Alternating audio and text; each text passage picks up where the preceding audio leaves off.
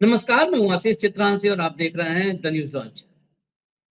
45-46 पारा है इस वक्त दिल्ली एनसीआर में, और सिर्फ दिल्ली एनसीआर नहीं, उत्तर प्रदेश के तमाम जिलों में, बांदा में तो 47-48 तक पारा जा रहा है।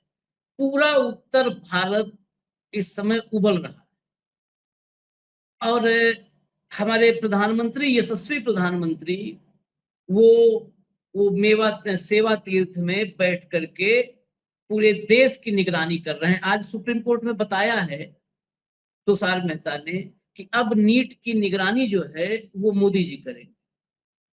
तो अब सब बचा था, अब नीट की भी निगरानी करेंगे। अमित शाह को आप देखिए, उनके विजुअल्स आ रहे हैं, वो कहीं पर बैठ करके गाड़ी में जायजा ले रहे हैं। मतलब सब अपने अपने काम में व्यस्त हैं। एक निठल्ला राहुल गांधी, काम नहीं है। तो 45-46 डिग्री टेम्परेचर में राहुल गांधी पार्क में बैठ करके खाना खा रहे हैं, खुले पार्क में।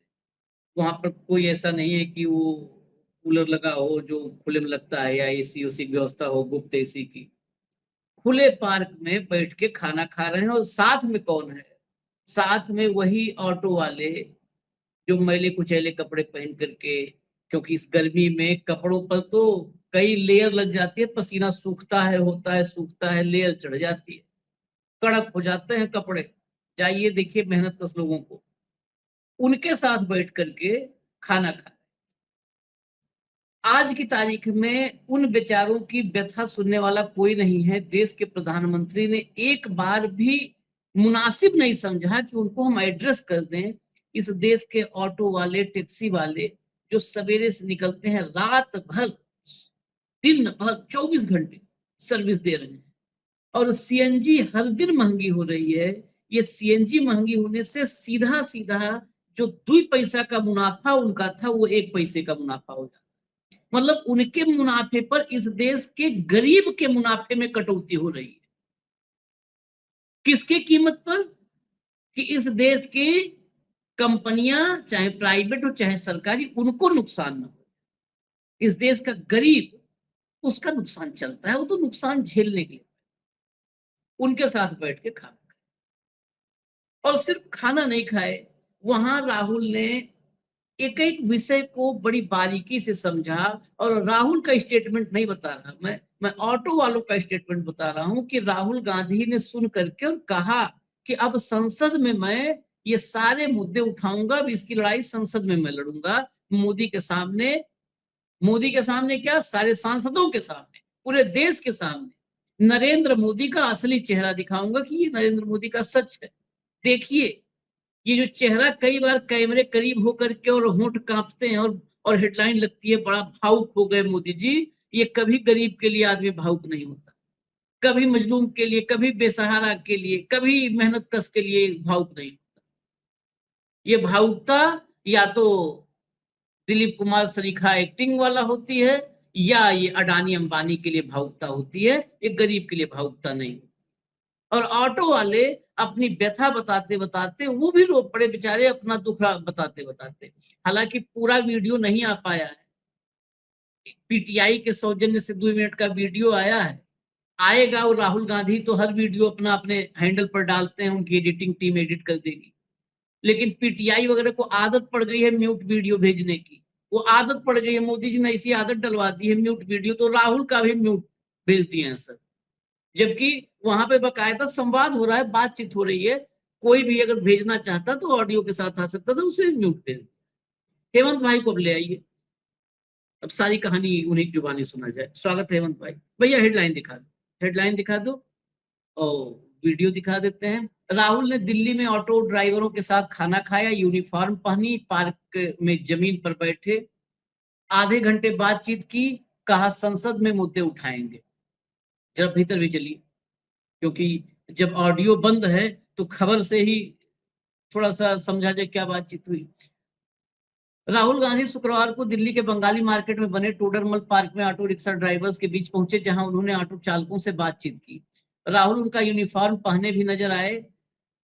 पार्क में बैठे राहुल के कुछ वीडियो सामने आए हैं, जिसमें वो ऑटो ड्राइवर्स के साथ खाना खाते नजर आ रहे हैं। इस दौरान ऑटो की सवारी करते भी नजर आए।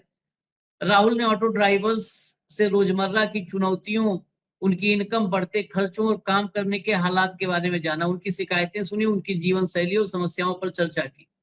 चलिए पढ़ते जाइए। राहुल ने कहा संसद में उठाएंगे ऑटो ड्राइवर्स के मुद्दे। राहुल गांधी से मिलने के बाद एक ऑटो ड्राइवर ने कहा कि राहुल ने हमसे बातचीत की, हमारे मुद्दे उठाने, हमारे बीमा और दूसरी सहायता दिलाने का वादा किया। हमने साथ मिलकर खाना भी खाया। जब हम खाना खा रहे थे तब भी वे अचानक हमसे मिलने आ गए और हमें बहुत अच्छा लगा। ऑटो ड्राइवर रमेश प्रसाद ने बताया कि हमने राहुल जी से बताया कि हमारा काम बहुत धीमा चल रहा है। उन्होंने मेरे बच्चों की पढ़ाई लिखाई और रोज की कमाई और खाने पीने का खर्च कैसे चलाते हैं इस बारे में पूछा। हमने राहुल गांधी जी के साथ दाल रोटी और सब्जी का सादा भोजन किया। चलिए, अच्छा था ढोकला नहीं था। अब आ जाते हैं वीडियो पर। भैया शुरू करिए, वीडियो लाइए, एक एक वीडियो करके दिखाइए। ये वीडियो है, ये ऑटो ड्राइवर राहुल को देखिए, ऑटो वाला राहुल।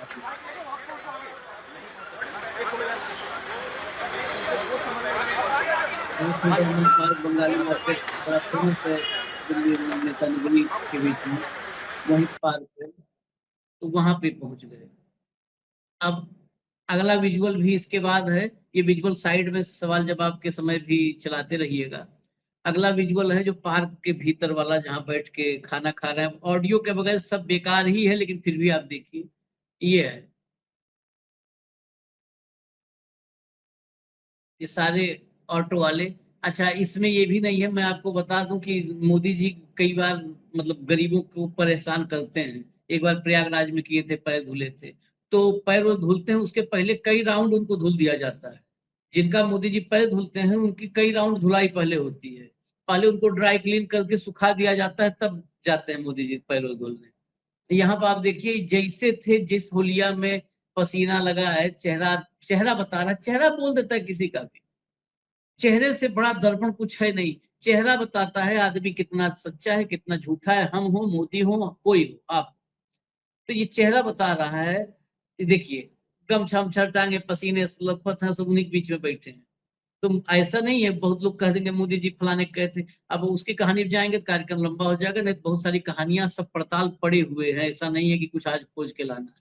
कई राउंड खींच के, धुल के, सुखा के, निचोड़ के, इस्त्री करके तब उनको बैठाया जाता है। ये देखिए, सब गमछा पोछे पड़े हैं, पसीना उसीना हो रहा है पार्क में। चलिए, अब यहाँ पे क्योंकि बातचीत तो कर रहे हैं पूरा, ये देखिए सब एक एक से एक आदमी से वहां चल रहा है, जो भी घर द्वार, बीवी बच्चे का हाल चाल पूछना सब चल रहा है। अब एक ऑटो ड्राइवर की बाइट आई है, वो सुनवा दीजिए। वही एक अभी सहारा है इस कार्यक्रम के लिए कि वहां बातचीत का जो प्रत्यक्ष जो है साक्ष्य यही मौजूद है। तो इनको काम सुनिए। धंधा नहीं चल रहा है, अपना दुख सुख बताए, दूसरा क्या सर। क्या क्या पूछा उन्होंने सवाल आप लोगों से? उन्होंने क्या पूछा, बाल बच्चा पढ़ रहा है, लिख रहा है, खा रहा है, कैसे खा रहा है, यही बात में पूछे, दूसरा कुछ नहीं पूछे। आप लोगों ने क्या जवाब दिया? हम लोग बोले कि काम धंधा तो चल नहीं रहा है, यही अपना बात बताए। आप लोगों ने क्या खाया? रोटी दाल सब्जी खाया। और राहुल जी ने क्या खाया? वही रोटी सब्जी खाए, दाल खाए, जो हमने खाए सो वही भी खाए जी। भैया आप सबसे बगल में बैठे हुए, बोलिए ना सर, क्या नाम बताइए। हरिंदर कुमार शाह है हरिंदर, आप बगल में बैठे हुए थे जी। क्या क्या बातचीत? क्या बात, महंगाई इतना हो रहा है, गैस के हम लोग को इतना बर्बादी हो रहा है, तो क्या करें, हर बार गैस के बढ़ाव कोई नहीं। उसके बाद अब बाइक आपने निकाल दिए, हर चीज निकाल के रखा, हम लोग बच्चे क्या भूखे मर जाए क्या? सवाल क्या क्या किया आप लोगों से? राहुल जी बोले आपको साथ हम लोग रहेंगे, राहुल जी के साथ, राहुल जी वगैरह हम इसके बाद पार्लियामेंट में बतलाएंगे, मोदी जी से बोलेंगे इसके बारे में हम लोग की सेवा कुछ करे। क्या क्या खाया आप लोगों ने? हम लोग खाया, रोटी खाया, सब्जी खाया, हमारे बिहार का जो भी है सब बना के लेके आए थे हम लोग साथ। राहुल जी ने क्या खाया? वो रोटी सब्जी खाया। इस देश की पत्रकारिता की ये सामान्य, अब ये न्यू नॉर्मल हो चुका है कि खाने पे ज्यादा जोर है। मालिक भी खा रहा है, पत्रकार भी जो वहां नौकरी कर रहे हैं वो भी खा रहे हैं, और खाली यही पूछते क्या खाया, क्या खाया, क्या खाया। मतलब दुई से पूछा, बहुत कुछ पूछने के लिए था, बहुत कुछ। फील्ड में पत्रकारिता किए हैं हेमंत भाई, इनको पता है, लोग पूछते रहे, पूछने के लिए बहुत चीजें थी, बहुत सवाल थे। लेकिन क्या खाया पे ही गाड़ी अटक जाती है। इससे आसान कुछ है नहीं, क्या खाया बता दो, क्या खाया। हेमंत भाई, ये सबसे ज्वलंत, आपको याद होगा, हमने तो कार्यक्रम किया है, हम तो कुछ भी कार्यक्रम छोड़ते नहीं, कोई खबर। 3 दिन, 21, 22, 23, 3 दिन की हड़ताल थी ऑटो वालों की, टैक्सी वालों की, और जो कमर्शियल व्हीकल्स दिल्ली में पोर्टर वगैरह चलते हैं, पूरे दिल्ली एनसीआर में करीब 5 लाख, वो 20 लाख ट्रक अलग हैं, वो तो अलग थे, 20 लाख ट्रक का तो मसला अलग। 5 लाख ये थे जो आपको देखते हैं, जो वो वर्दी वाले ऑटो ड्राइवर वाला कपड़ा पहने हुए, वो ओला उबर से अलग, मीटर डाउन वाले टैक्सी और ऑटो वाले। 5 लाख, ये 5 लाख अभी 21, 22, 23 को हड़ताल किए थे 3 दिन की, और हड़ताल की वजह थी यही कि सीएनजी रोज बढ़ रहा है, और 14 साल से जो सरकार की तरफ से किराया होता है ना निर्धारित, आप यकीन करेंगे 14 साल से इनका किराया नहीं बढ़ा है। मतलब जब से मोदी जी आए तभी से इनको विकसित भारत के लिए आहुति इनकी दे दी गई। 14 साल से किराया नहीं बढ़ा है, उसके लिए 3 दिन की हड़ताल हुई।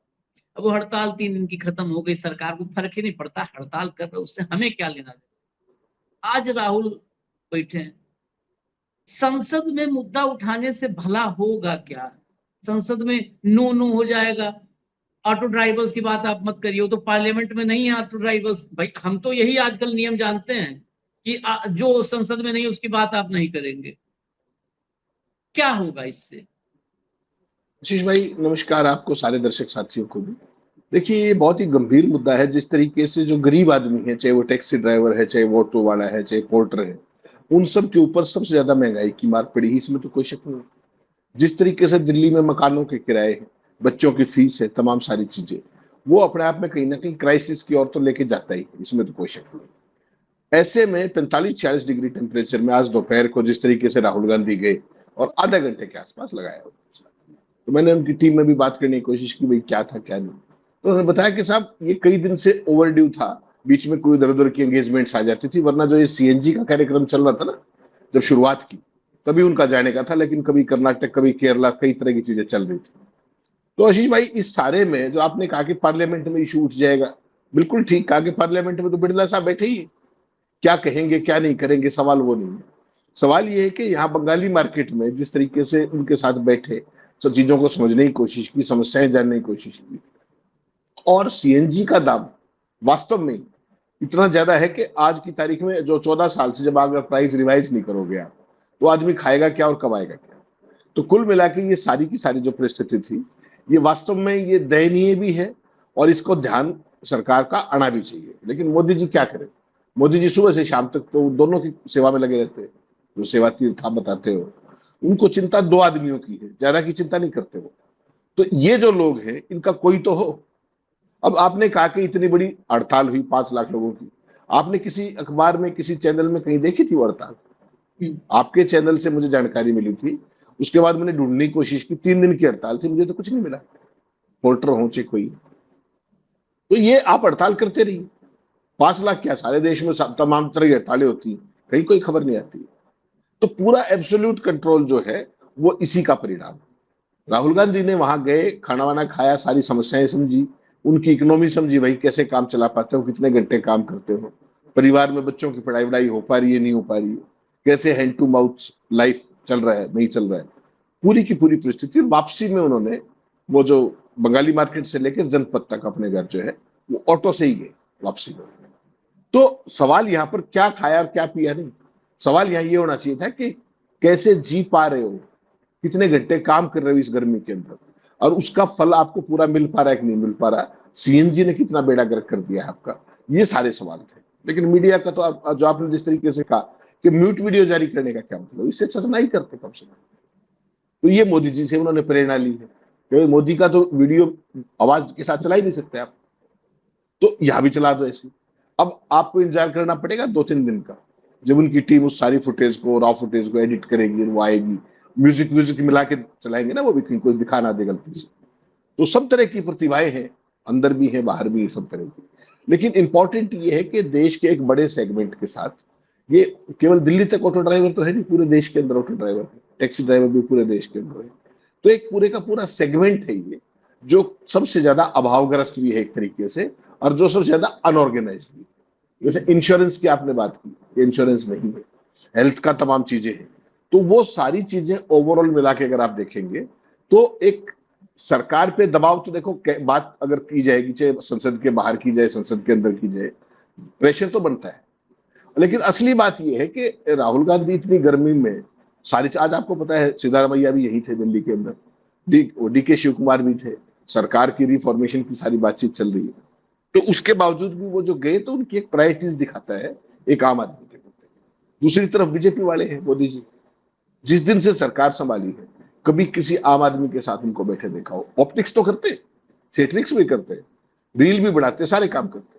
असम चुनाव के अंदर आपने देखा होगा महिलाओं को कैसे साड़ियां भेज करके मैं भी चाय वाला हूं, और खंबे के पीछे एसपीजी छिपी हुई थी। वहां वेस्ट बंगाल के अंदर क्या झालमुड़ी खा रहे थे, क्या खा रहे थे 10 रुपए की, वो सब शूट करते हैं। लेकिन आम आदमी के साथ बैठ के उसके दुख सुख की बात करते मोदी जी कभी दिखाई नहीं दी।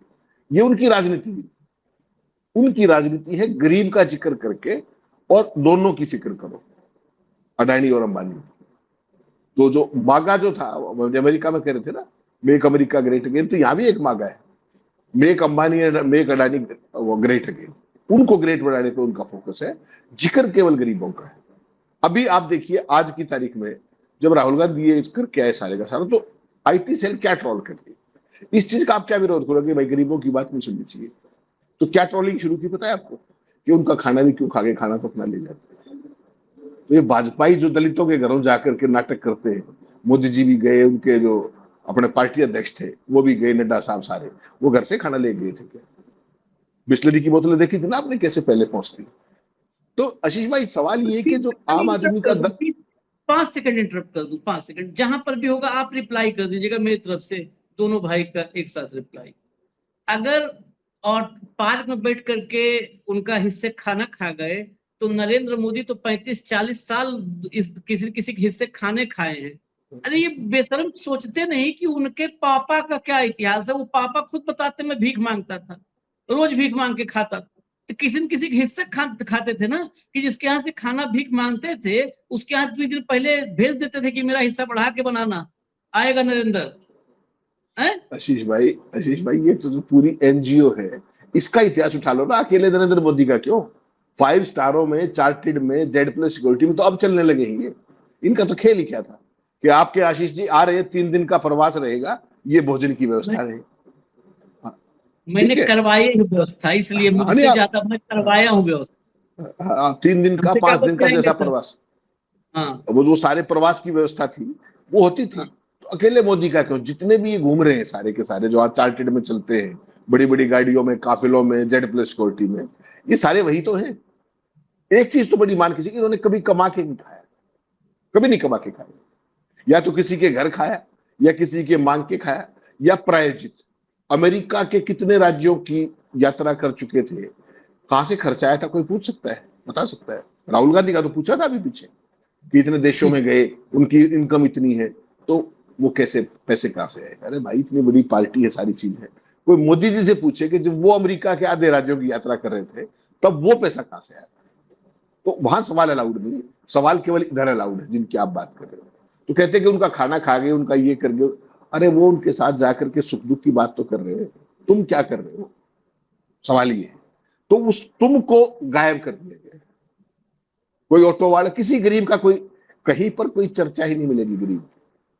आज मैं देख रहा था वो सारा डेटा कि अपनी तेल कंपनियों का घाटा करके और कितने भारी मुनाफे में पहुंचा दिया गया आशीष भाई, कितने भारी मुनाफे में। और आम आदमी की जेब पे डकैती 43 लाख करोड़ की है, 43 लाख करोड़ 12 साल के। आप सोच करके देखिए, और आम आदमी चू नहीं करता। राहुल गांधी मिल ले, चाहे ऊपर से महात्मा गांधी आ जाए, चाहे नेहरू आ जाए, इनको कौन समझाएगा कि भैया अपनी बातों के लिए संघर्ष कर लो। ऐसा भयंकर भयाक्रांत माहौल बना दिया गया है कि जो आपने देखा किस तरीके से मीडिया वाले भी किस तरह डर के सवाल पूछ रहे थे, क्या खाया? ये नहीं कि चर्चा क्या हुई, क्या खाया, क्या मांगा, क्या पूछा, पूरी बातचीत पर कहीं वो नहीं है, और फिर म्यूट वीडियो जारी कर दो। तो एक पूरे की पूरी ऐसी चीज, वरना आपको पता है ये चीज वायरल हो जाती। और अब एक चीज और व्यवस्था की है, आपने ध्यान किया होगा, एनटीए का एग्जाम लीक हुआ, उस पर किसी भी यूट्यूबर का अगर चैनल चलाओ तो कोई स्टोरी चली हो तो नहीं चल रही।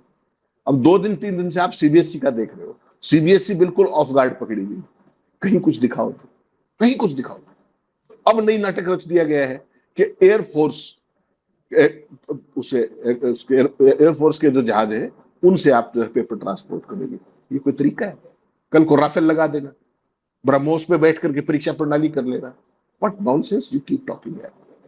इसरो के रॉकेट ले आना कल को। मोदी जी तो ड्रोन भेज करके सारी चीजें नहीं देख लेते, तो ड्रोन कहां चलेंगे? विकास कार्य से लेकर हर चीजें देख लेते। आशीष भाई, लफाजी की एक एज हुआ करती कि ये 12 घंटे चलेगी, 18 घंटे चलेगी। नरेंद्र मोदी इतना कुछ बोल चुके हैं लूज कि उसको समेटने में 20 साल लगेंगे भाजपा को। 20 साल, इतना कुछ, नाले से गैस से लेकर के पता नहीं क्या क्या, क्योंकि पता तो किसी चीज का है नहीं। जो अब 2 दिन से खबर क्या चल रही है, खबर प्लांट, प्रधानमंत्री जी अब खुद निगरानी करेंगे नीट के एग्जाम की। फिर ये मंत्री किस लिए रखा हुआ है? ये बाकी सारा सिस्टम किस लिए? और अगर प्रधानमंत्री अब निगरानी रख रहे हैं तो पिछले 2 साल से क्यों नहीं रख रहे थे? ये सवाल का जवाब कौन देगा? इस लापरवाही के लिए जिम्मेदार कौन है? एनटीए के अंदर क्या सुधार हो, क्या नहीं हो, आपको पता है? उसके लिए सुझाव किसने दिए थे? इसरो चीफ की अध्यक्षता में कमेटी में। आज सुप्रीम कोर्ट ने पूछा, तो कहा कि उनकी सारी सिफारिशें लागू होगी। सिफारिशें लागू होगी तो फिर आज पेपर कैसे लीक हुआ? तो मतलब मोदी जी के शासन में जिसका जो काम है वो छोड़ करके सारे काम कर रहे हैं। मुझे एक बात बताइए, इसरो चीफ का एनटीए में परीक्षा सुधार कैसे हो? इससे क्या वास्ता है? बता दीजिए मुझे, एक बार आप समझाइए। फिर हमने हैं? आप समझाने करो, आज हमने इसी विषय पे बहुत लंबी बात की है कि बताओ उस पे एनटीए में लीक न हो, इसके लिए आपको बिठाना था तो किसी डीन को, किसी प्रॉक्टर को, किसी वीसी को। हम तो कुछ नहीं कहे। आज सुप्रीम कोर्ट यूपीएससी की एग्जाम्पल दे रहा था, यूपीएससी के किसी एक्स चेयरमैन को बिठा देते, वो सैकड़ों एग्जाम करवाने का उसके पास अनुभव है। अब बताओ, यही तो कला है, हलवाई से दवाई बनाने की कला मैं इसको कहता हूँ। आशीष भाई, वायु सेना और सेना को लाने का मतलब समझिए आप। कल को कोई फिरूक चूक हो जाए तो फिर आप सवाल पूछोगे तो कहेंगे अच्छा सेना से सवाल पूछ रहा है देशद्रोही। इसीलिए सेना के पिछले छिपने का प्रोजेक्ट ये अब से नहीं 12 साल से चल रहा है लगातार। हर चीज में सेना को ले आओ, राष्ट्रवाद को ले आओ। अरे जाहिलो, ये जिन बच्चों का भविष्य बर्बाद कर दिया तुमने, ये भी भारत के ही है, ये इसी राष्ट्र के हैं, ये सब तुमसे बड़े राष्ट्रवादी हैं। इनके ऊपर कोई चर्चा नहीं करो। कल को उस पे ब्रह्मोस पे बैठ करके पेपर लेके जाएंगे Modi ji. What do you mean? What nonsense they are talking? रक्षा मंत्री के घर पे पेपर लीक की बात नहीं बताओ। तो इसका मतलब एक बात तो बड़ी साफ होगी ना कि Dharmendra Pradhan is just useless, तो throw him out, look for some suitable person. वो भाई साहब कल अपनी मान रहा था कि मेरी जिम्मेदारी है, तो जिम्मेदारी का मतलब क्या होता है? और जांच होगी। तुम्हारे बैठे बैठे जब तुम्हारी जिम्मेदारी है तो जांच कौन कर देगा? इस्तीफा दो। क्या मोदी जी कहेंगे? कभी नहीं कहेंगे। तो ये पूरे का पूरा सिस्टम, राहुल गांधी ने अभी भी सारे बच्चों से जो एनटीए के इसके सारे पीड़ित हैं एमबीबीएस वाले, उन सबसे लंबी मुलाकात की, सबसे समझा है। और सारे बच्चों ने इस बात की आशंका जताई कि साहब वो वीडियो आ जाएगा एक आध दिन में, जब भी आएगा उसमें बाकायदा 2 टूक ये कहा कि हमें पूरी आशंका है कि जो री एग्जाम होगा वो भी लीक हो सकता है। साफ साफ कहा बच्चों, और हमारा भविष्य बर्बाद हो गया, हमारा 1-1 साल का सबका ये हो जाएगा। तो कहां पहुंचा दिया? कभी सुना था आपने इस लेवल के पेपर भी लीक होते थे? सुप्रीम कोर्ट में केस चल रहा था, क्या हो गया आज? दे दिया ज्ञान वहां पर। सॉलिसिटर जनरल ने कह दिया कि भाई हम पूरी व्यवस्था कर रहे हैं, प्रधानमंत्री खुद उसमें सारे मामले को सुपरवाइज कर रहे हैं। प्रधानमंत्री का नाम लेने के बाद वहां किसकी मजाल है? पता नहीं आपको? उसके बाद कह दिया कि यूपीएससी सिखून का कोई एग्जाम लीक नहीं होता कभी, वो भी बहुत सारे एग्जाम लीक करते हैं।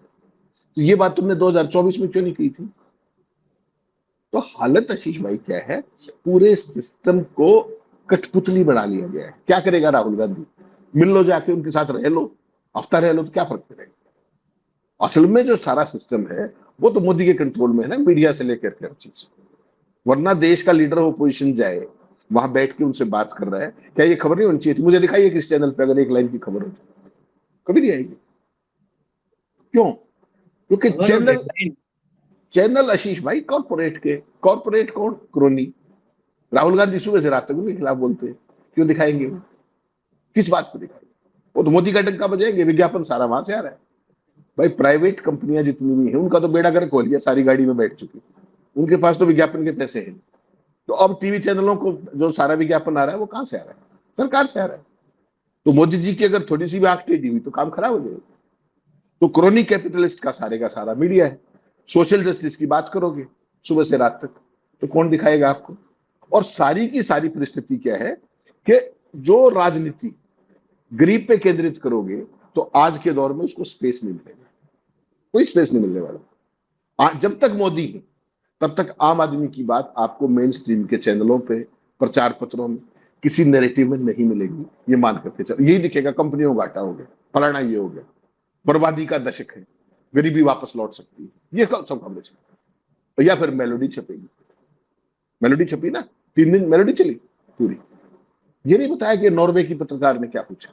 इसी उसको साल भाई, इसी साल इस देश को, मुझे मतलब ना मैं गलत हो जाऊं ठीक बात है, लेकिन इसी साल इस देश को पता चल जाए ये साल बहुत भारी पड़ने वाला है। अभी 26 खत्म नहीं हुआ है, आधा भी, ये बहुत भारी पड़ने वाला है। आज कोई अखबार होता हमारे पास भी लिखने के लिए, ये है जहां बोलने के लिए बोल रहे हैं, तो आज पता है मोदी जी निगरानी करेंगे। अब इसकी हेडलाइन मैं जरूर लिखता, पहली हेडलाइन होती फ्रंट पेज पे, हेडलाइन होती पुलवामा, गलवान और पहलगाम के बाद अब नीट की भी निगरानी करेंगे मोदी। यही हेडलाइन है किसी पत्रकार में। गलत मैं बोल रहा हूँ हेडलाइन तो बताइए हेमंत भाई, 100% यही होनी चाहिए। अगर गलत बोल रहा हूँ तो बताइए। बिल्कुल बिल्कुल 100% यही होनी चाहिए। अगर एयरफोर्स तुम्हारे पेपर ढोएगी तो सीमा की निगरानी कौन करेगा? वो मोहन भागवत की सेना जो 72 घंटे में तैयार होकर किसी का मुकाबला कर सकती है। भेजो एक बार उनको जरा। What do they do? What do they talk? मतलब मजाक है यार, चुटकुला बना के रख दिया इस देश का।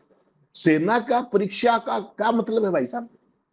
इस देश में 1947 से परीक्षाएं हो रही है, कब सेना का परीक्षा? आप क्या साबित करना चाह रहे हो? आप क्या साबित करना चाह रहे हो? लॉ एंड ऑर्डर कोलैप्स हो गया, आपकी मशीनरी फेल होगी, एनटीए खत्म। ओए भैया, अच्छा एक बात बताओ, हम खाली मोदी के निगरानी पर, क्योंकि लोग हेडलाइन, आज खूब हेडलाइन लगी, पता कि नहीं आपको? हेडलाइन यही है, मोदी करेंगे खुद निगरानी, मोदी खुद निगरानी करेंगे। ये नरेंद्र मोदी है ना, पूरे देश की निगरानी की जिम्मेदारी ले रखे है ना, कोई नीट अलग नहीं है, नीट से लंकम तो हो नहीं रहा। पूरे देश की जिसकी निगरानी, जो पूरे देश का निगहबान है मोदी, तो निगरानी ऑलरेडी निगरानी में है, कोई बड़ी तो बात नहीं बता रहे, इन्हीं की निगरानी थी ना। और आप ही थे, हम लोग कितने बार चर्चा किए, आप ही थे सत्यपाल मलिक साहब का इंटरव्यू करने वाले, ये निगरानी करने वाले थे, निगहबान। जिस देश की निगहबान हो मोदी की आंखें। ये पुलवामा के बाद क्या कर रहे थे आप बताओ? 6-7 घंटे तक क्या कर रहे थे? 6-7 घंटे तक निगहबान गायब था। जिम कॉर्बेट में शूटिंग कर रहे थे भाई साहब, बहुत जरूरी काम था, बहुत जरूरी काम था। और मैंने कहा सतपाल मलिक को राजभवन में श्रीनगर में, मैं और हमारी एक जर्नलिस्ट साथी थी, आजकल एडिटर है इलाहाबाद में, हम दोनों गए। तो मैंने कहा सर इसको आपको, बोला हाँ कोट कर दीजिए, कोई समस्या नहीं। सतपाल मलिक लिखे थे कोट कर दीजिए। 7 घंटे तक प्रधानमंत्री अगर जहाज में भी होता है ना विदेश में, तो सैटेलाइट फोन के जरिए बात हो सकती है 1 सेकंड के अंदर। राउंड द क्लॉक ये होता है कि प्राइम मिनिस्टर इनकम्युनिकेबल नहीं हो सकता। वो 1 सेकंड के लिए नॉट रीचेबल होते नहीं है। और 7 घंटा ये आदमी क्या किया? शूटिंग चल रही थी, वो बाघ के साथ, शेर के साथ, ऐसे ऐसे ऐसे, और वहां पर तबाही मची थी। हमारे देश के कितने जहां जवानों घर में मातम था, विधवा हो गई थी बीवियां। 7 घंटा शूटिंग। और जज साहब अगर कहें कि अब क्या करें, तो प्रधानमंत्री करेंगे, तो हमारे जैसा आदमी हो वही बोली दे कि रे मालिक प्रधानमंत्री ठीक है, उसी से करवा लो। हाँ वही ठीक है भाई, उसी से करवा लो, इनसे नहीं करवाओ। नहीं पता चला कि पेपर लीक हो गया और इधर उनका कोई सूट चल रहा है, ढूंढते रहिएगा, ढूंढते रहिएगा, इनकम्युनिकेटर रहेंगे। आप सोचिए कितने देश में इश्यूज चल रहे हैं, और वो क्या कह रहे हैं कैबिनेट की मीटिंग में? ब्रेकिंग न्यूज क्या आई कि मोदी ने कहा मंत्रियों को कि बहुत ध्यान रखो, गर्मी बहुत ज्यादा, पानी खूब पियो। गजब, इतना बड़ी ब्रेकिंग न्यूज तो मैंने आज तक कहीं कैरियर में नहीं सुनी। ब्रेकिंग न्यूज चला रहे भाई। किसने बताया उनको? कैबिनेट की मीटिंग के अंदर से, अंदर के फुटेज थी और साथ के साथ ये बता रहे थे। तो मोदी जी मंत्रियों को सलाह दे रहे हैं और राहुल गांधी उसी धूप में मजदूरों और मेहनतकश ड्राइवरों के साथ बात करके उनकी समस्याएं सुन रहे हैं। ये आपको कहीं ना कहीं कंसर्न तो दिखाता है ना कि किसके साथ क्या कंसर्न है, किसकी क्या प्रायोरिटीज है। और मोदी जी जैसा आदमी जिसकी सारी की सारी प्रायोरिटीज मिसप्लेस्ड है, देश को कहता है कि आम आदमी को कहता है कि विदेश मत जाना, और ये कहते ही तीसरे दिन खुद निकल जाता है 6 दिनों की यात्रा। क्या करके आए थे जरा बता दो एक बार। कोई सवाल का जवाब दिया हो, किसी और का दिया हो। उसके अलावा ये कोई पहली घटना नहीं। मई 2023 में राहुल गांधी, आपको पता है, ट्रक से दिल्ली से चंडीगढ़ गए थे, सारी बातों को समझ करके आए थे, भाई तुम्हारी क्या इश्यूज है क्या नहीं। उसके बाद जून 2023 में करोल बाग में, आपको याद होगा, मोटरसाइकिलों के मैकेनिक के पास जिस तरीके से वो गए थे। सितंबर 2023 में आनंद विहार रेलवे स्टेशन याद होगा आपको, जहां कुलियों के साथ काफी समय बिताया था, सामान भी उठाया था। और दिसंबर 24 में जो कालकाजी सब्जी मंडी में सब्जी विक्रेताओं के साथ, कभी मोदी का भी एक बता दीजिए, कभी तो बता दीजिए। और उसके बाद ये गरीबों की राजनीति करते हैं मोदी जी और राहुल गांधी देशद्रोही। आम आदमी की बात करना अगर देशद्रोह, तो हम तो सारे देशद्रोही हैं भाई। फिर राहुल गांधी सहजादा है। और बताइए ये बताइए। गरीबों का ये गरीब माँ के बेटे, और ये इस देश की परिभाषा।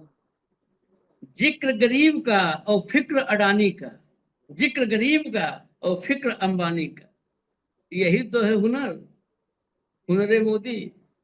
चलिए इजाजत दीजिए हमें, अभी देखते रहिए इनको, इनके ऐसे कलाकारियों को देखते रहिए। और अदालत वगैरह में आज देखिए हेडलाइन हल्की हल्की लग गई है कि फटकार भी कहीं लगी है, फटकार दिया। अरे फटकार नहीं चाहिए, हमको फैसला चाहिए।